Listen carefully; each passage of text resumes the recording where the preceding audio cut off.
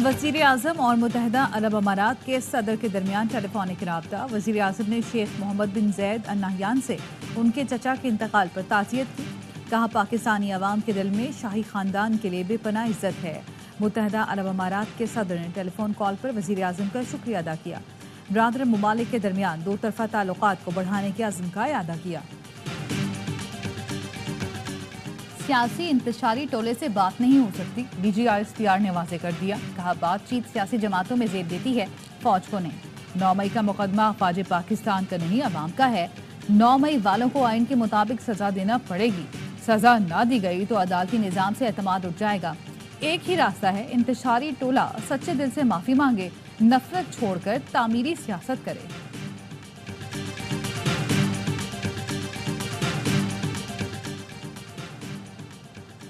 Election में मुदाखलत का सबूत है तो इदारों में पेश करें। कुछ सियासी हल्के सोशल मीडिया में इदारों पर इल्जामात लगाते हैं, सबूत मांगे जाए तो मजीद इल्जाम लगाते हैं।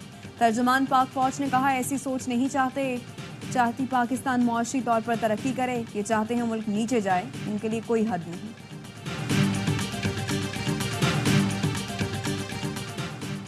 और जो जज मुदाखलत पर कुछ नहीं करता घर बैठ जाए, उस शख्स को जज नहीं होना चाहिए। जजेस खत पर असद नोटिस केस में चीफ जस्टिस के रिमार्क्स।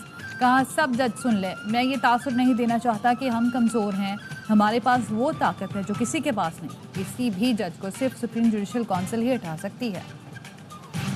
9 मई 2023 को एक शख्स और गिरोह ने अपने जाती एजेंडे और इक़्तिदार की हवस में वतन अजीज की असास पर हमला किया। पाक फौज की तंसीबात और शुहदा की यादगारों को निशाना बनाया गया।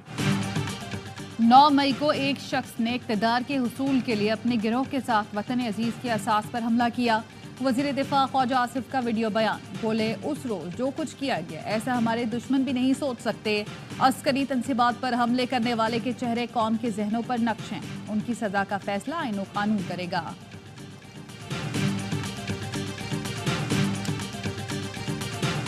The federal government has to submit its response to the grave status of interference by the executive as highlighted by all the high courts. This is the most serious and grave undermining of the independence of judiciary, which cannot be trivialized. The federal government controls the intelligence agencies, and it is for the federal government to explain its position before this court. अदलिया में संगीन हुकूमती मुदाखलत पर विफाक को जवाब देना है, जैसा कि हाई कोर्ट्स के जवाब में भी उजागर किया गया। अदलिया की आज़ादी पर संगीन हमलों को हल्का नहीं लिया जा सकता। जस्टिस अतर मिनल्ला का गुज़श्ता समात के तहरीरी हुक्मनामे में नोट लिखा, खुफिया इदारों को कंट्रोल करने वाली वफाकी हुकूमत उन वाक़यात पर अपनी पोजीशन वाज़ेह करे। उन वाक़यात पर कार्रवाई हतमी तौर पर वफाकी हुकूमत की जिम्मेदारी है। हाई कोर्ट्स ने वाज़ेह कर दिया है कि ऐसे वाक़यात अब भी जारी हैं। चीफ जस्टिस ने कहा, हुक्मनामे में एजेंसियों से पहले जवाब मांग लिया गया है। जस्टिस अतर मिनल्ला बोले, वो महज तजावीज़ पर जवाब मांगा गया है।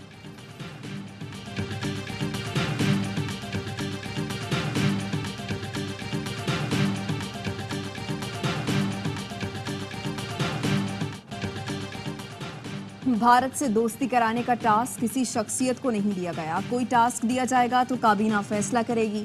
नायब वज़ीर आज़म इसहाक डार की प्रेस कॉन्फ्रेंस। कहा, उम्मीद है मई में सऊदी वली अहद पाकिस्तान आएंगे। सऊदी वली अहद ने रमज़ान में दौरा पाकिस्तान की यकीन दहानी कराई थी। तारीखों का फैसला होते ही ऐलान कर दिया जाएगा। बोले, ECC के किसी इजलास में गंदम दरामद की इजाज़त नहीं दी।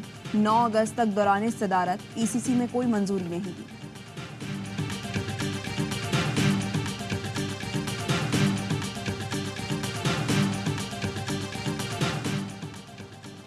गंदम मामले को कभी किसी सूबे या किसी और पर नहीं डाला। 18वीं तरमीम के बाद गंदम की खरीदारी का डेटा सूबे इकट्ठा करते हैं, किसी पर इल्जाम नहीं लगा रहा। साबिक निगरान वज़ीर आज़म अनवारुल हक काकड़ कहते हैं, गंदम बहरान की बतौर फूड सिक्योरिटी इंचार्ज जिम्मेदारी खुद कबूल की। सूबों ने जो डेटा फराहम किया उसके मुताबिक ही फैसला किया। गंदम बहरान पर कोई सेहतमंद बहस नहीं हो रही। मैं कोई मुगल बादशाह नहीं कि फरमान जारी कर दिया और अमल हो गया। वफाकी वज़ीर दाखिला मोहसिन नकवी ने कहा, कुछ लोगों की ख्वाहिश है कि मेरे और काकड़ साहब के खिलाफ गंदम इंक्वायरी हो, सामना करने को तैयार हैं।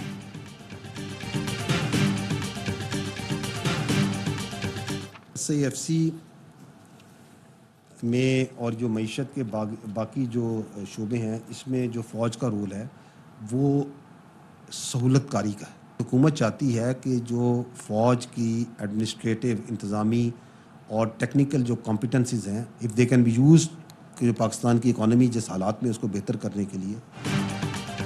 SIFC में पाक फौज का किरदार सहूलतकारी का है। प्रोपेगेंडा किया जाता है कि फौज टेक ओवर करना चाहती है। हमारा मकसद इदारों की मदद करना है, जगह लेना नहीं। कई मुल्कों में मईशत मजबूत बनाने के लिए फौज की मदद ली जाती है। हम हुकूमती मंशा के मुताबिक काम कर रहे हैं।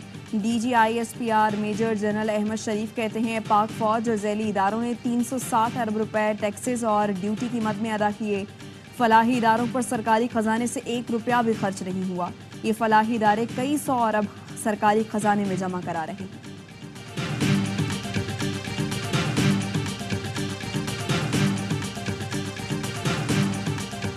भारतीय फौज आज़ाद जम्मू और कश्मीर में लाइन ऑफ कंट्रोल पर मासूम और नहत्ते शहरियों को निशाना बना रही है। बेगुनाह कश्मीरी नौजवानों को गैर कानूनी ऑपरेशंस में शहीद किया जा रहा है। LOC पर मासूम कश्मीरियों की जान को खतरा है। पाकिस्तान अपनी सालमियत और खुद मुख्तारी के दिफा के लिए हर वक्त तैयार है। DGISPR का कहना है, बेगुनाह कश्मीरी भाइयों को गैर कानूनी ऑपरेशन में कत्ल किया जा रहा है।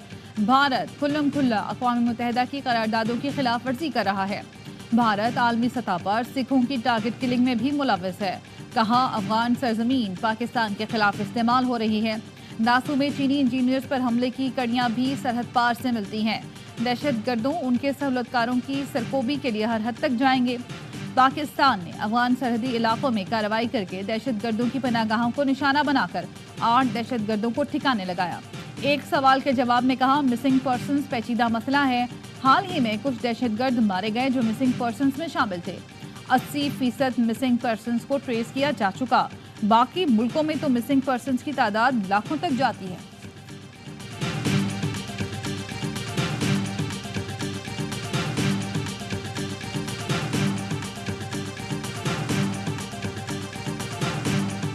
मीटिंग लॉ एंड ऑर्डर पे की थी और ये डाकू और कराची के जो स्ट्रीट क्राइम उस पर की थी। जो हमें हथियार चाहिए थे मिलिट्री ग्रेड, उसकी पेमेंट हो गई है ताकि मिलिट्री ग्रेड 12.7 mm के हमें हथियार मिले जो डाकुओं के पास मौजूद है, वो हम अपनी पुलिस को इक्विप कर सके।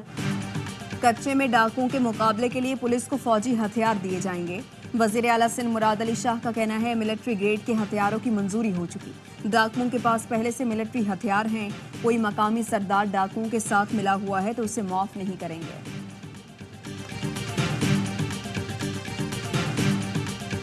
टैक्स टू GDP 9% जो है वो सस्टेनेबल नहीं है, तो इसको हमने 13 से 14% की तरफ लेके जाना है। स्टेट ओन्ड एंटरप्राइजेज हैं, उनके जो खसारे हैं उनको कम करना है और उसको प्राइवेटाइजेशन की तरफ लेके जाना है।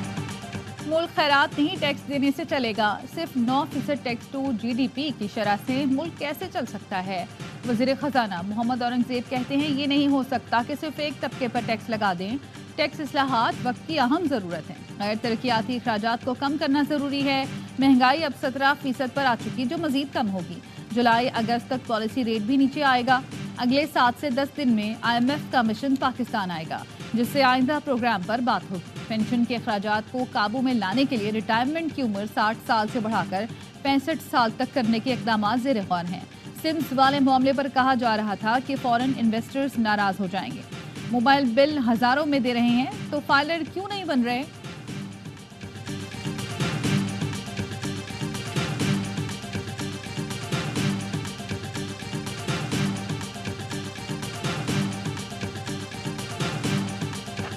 खान साहब को ब्रीफ किया मैंने सुप्रीम कोर्ट के ऑर्डर के मुताबिक, और सुप्रीम कोर्ट के ऑर्डर से खान साहब खुश है। हमारी मौक़िफ़ की तायीद इंशाअल्लाह ताला होगी और हुई है इस ऑर्डर से। बानी PTI सुप्रीम कोर्ट के फैसले से खुश हैं। बैरिस्टर गौहर कहते हैं, बानी PTI को अमरीकी सफीर से मुलाकात के हवाले से आगाह किया, जिस पर उन्होंने इत्मीनान का इजहार किया। बानी PTI ने अनवारुल हक काकड़ के बयान का भी जिक्र किया। अदलिया से इस्तदा है, हमारी दरखास्तों पर फैसला करें। यहाँ पे आईनी तशरीह का मामला हो, वहाँ पे कम से कम 5 रुकनी बेंच जो है सुप्रीम कोर्ट का वो मुकदमा सुनेगा। क्या ही अच्छा हो कि अगर ये केसेस लगाए ही 5 रुकनी बेंच के सामने जाएं। क्या ही अच्छा हो कि अबूरी हुक्म भी लार्जर बेंच ही दे। क्या ही अच्छा होता कि मखसूस नशिस्तों के मामले पर 5 रुकनी लार्जर बेंच कोई ऑर्डर जारी करता। वज़ीर कानून आज़म नज़ीर तारड़ कहते हैं प्रोसीजर एक्ट के बाद तयशुदा असूल है कि जहां आइन की तशरीह का मामला हो वहां कम से कम 5 रुकनी बेंच सुप्रीम कोर्ट का मुकदमा सुनेगा। क्या ही अच्छा होता जिन फरीकैन को मुअत्तल किया गया उनको मौका दिया जाता।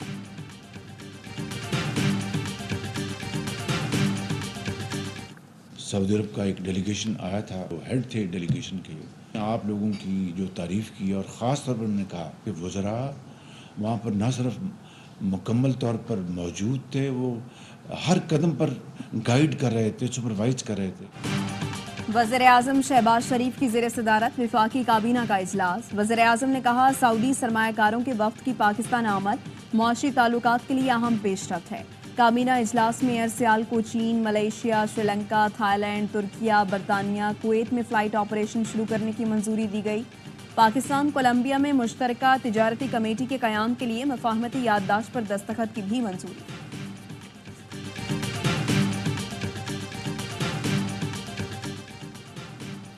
सदर मुमलिकत ने जस्टिस शौकत अजीज सिद्दीकी की बरतरफी का हुक्म वापस ले लिया। वजारत कानून की जानिब से जस्टिस शौकत अजीज सिद्दीकी की रिटायरमेंट का नोटिफिकेशन जारी, जिसके मुताबिक जस्टिस शौकत अजीज सिद्दीकी की बरतरफी मनसूख तसव्वुर होगी। शौकत अजीज सिद्दीकी को इदारे के खिलाफ इल्जाम पर मुलाजमत से बरतरफ किया गया था। सुप्रीम कोर्ट ने जस्टिस शौकत अजीज की नजरसानी दरख्वास्त मंजूर करके बरतरफी कलअदम करार दी थी।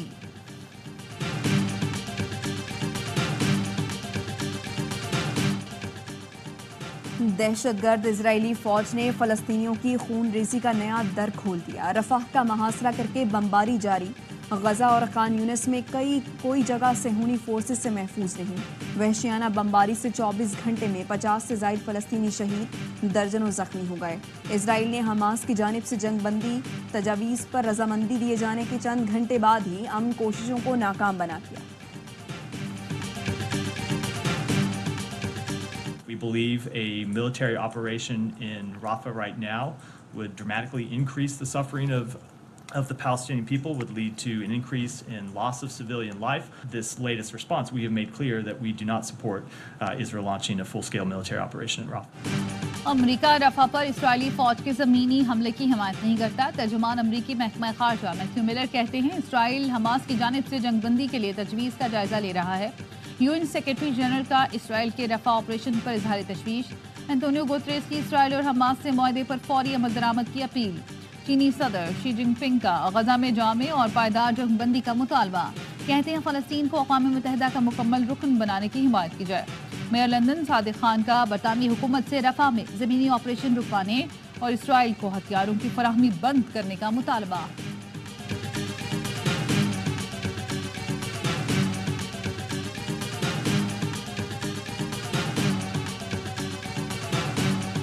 अमरीका में फ़लस्तीनियों के हक में मुजाहरे जारी। शिकागो की यूनिवर्सिटी में पुलिस ने इजरायली मजालिम के खिलाफ आवाज़ उठाने वाले तलबा के कैंप उखाड़ दिए। पुलिस और तलबा आमने सामने, हालात कशीदा। बरतानिया की ऑक्सफोर्ड यूनिवर्सिटी के तलबा भी एहतजाजी तहरीक का हिस्सा बन गए। खेमे लगाकर फ़लस्तीनियों से इजहार यकजहती। तलबा का हुकूमत से इजराइल की हिमायत और इमदाद बंद करने का मुतालबा। बर्लिन की यूनिवर्सिटी में भी फ़लस्तीनियों के हामी तलबा पर पुलिस टूट पड़ी, कैंप उखाड़ दिए। मुताद्दिद तलबा को गिरफ्तार कर लिया गया।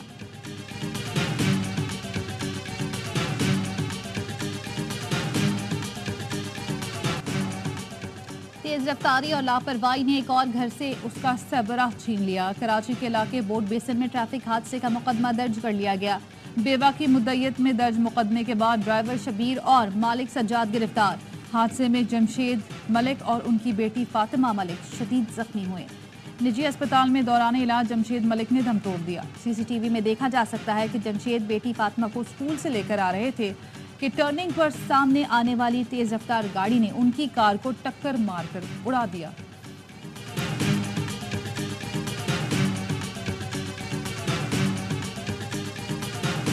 वफाकी वज़ीर दाखिला मोहसिन नकवी की CMH कोयटा आमद। गुज़श्ता रोज़ झड़प में जख्मी 6 जवानों की आयादत की और हौसले को सराहा। कहा जख्मी जवानों ने बहादुरी के साथ शरपसंदों का मुकाबला किया। मोहसिन नकवी बुक्ती स्टेडियम भी गए। 3 माह में स्टेडियम में फ्लड लाइट्स लगाने का ऐलान। कहा सहूलतों को कम से कम वक्त में बेहतर किया जाएगा। बलूचिस्तान के अवाम के लिए क्रिकेट टूर्नामेंट्स कराए जाएंगे। वज़ीर आला बलूचिस्तान सरफराज बुक्ती बोले। मोहसिन नकवी से अमन व अमान के हवाले से गुफ्तगू हुई। शुक्रगुजार हूं, उन्होंने क्रिकेट बहाली का वादा किया है। बलूचिस्तान में भी क्रिकेट से मोहब्बत करने वाले लोग हैं।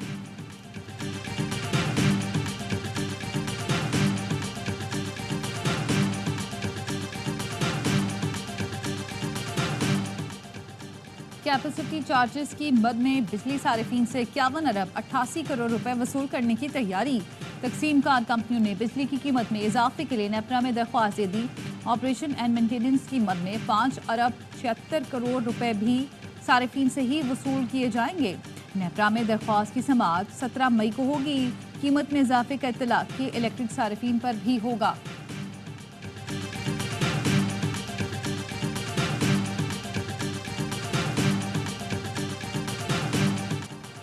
अंदरूनी सिंध मैट्रिक के इम्तहानात में नकल रोकने के दावे धरे रह गए। खैरपुर में तलबा मोबाइल फोन और नकल का मवाद ले आए।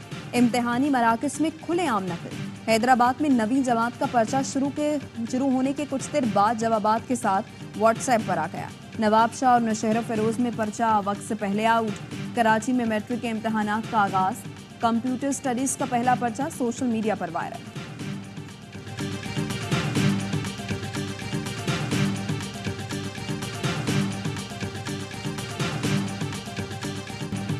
हैदराबाद में मोहब्बत की नई दास्तान रकम। गजल खान ने दोनों हाथों और पैरों से महरूम क्लास फेलो को जिंदगी का साथी बना लिया। साहिल बोगियो कहते हैं गजल ने समाज से मुकाबला करके उन्हें चुना। साहिल और गजल की शादी पर उनके दोस्तों और रिश्तेदारों ने खूब खुशियां मनाई।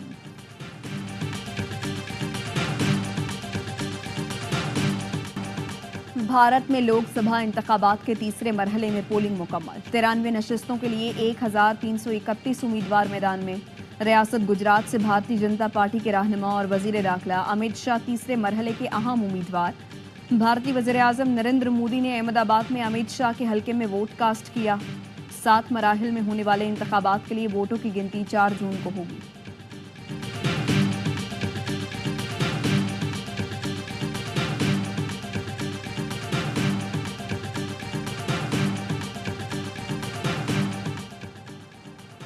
भारत में वजीर के पर्सनल सेक्रेटरी के घर छापा। 30 करोड़ की नकदी बरामद। झारखंड के महकमा देही तरक्की में बदनवानी पर कार्रवाई की गई। छापों के दौरान संजीव लाल और उनके नौकर के घर नकदी बरामद की गई। काला धन गिनने के लिए 6 मशीनें लगाई गई। रकम गिनने में बैंक अमले को 12 घंटे लगे। अजलान शाह हॉकी टूर्नामेंट में पाकिस्तान और जापान का मुकाबला 1-1 गोल से बराबर। जापान ने तीसरे क्वार्टर में गोल स्कोर किया। पाकिस्तान ने चौथे क्वार्टर के इख्तिताम पर मुकाबला बराबर किया। पाकिस्तान की जानिब से राना वहीद अशरफ ने गोल किया। कौमी टीम टूर्नामेंट में अब तक नाकाबिल शिकस्त है। कल अपना चौथा मैच कनाडा के खिलाफ खेलेगी। कौमी क्रिकेट टीम दौरा आयरलैंड और इंग्लैंड के लिए लाहौर से दुबई पहुंच गई। टीम दुबई से आयरलैंड रवाना होगी। शादाब खान और हसन अली टीम को आयरलैंड में ज्वाइन करेंगे। मोहम्मद आमिर वीजा के इजरा में ताखीर की वजह से बाद में स्क्वाड को ज्वाइन करेंगे। पाकिस्तान और आयरलैंड के दरमियान सीरीज का आगाज जुम्मे से होगा।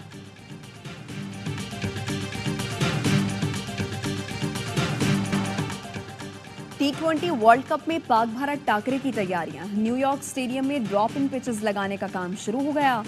6 पिचेस की एडलेड में तैयारी, फिर उसे फ्लोरिडा में अमरीकी मौसम में ढाला गया।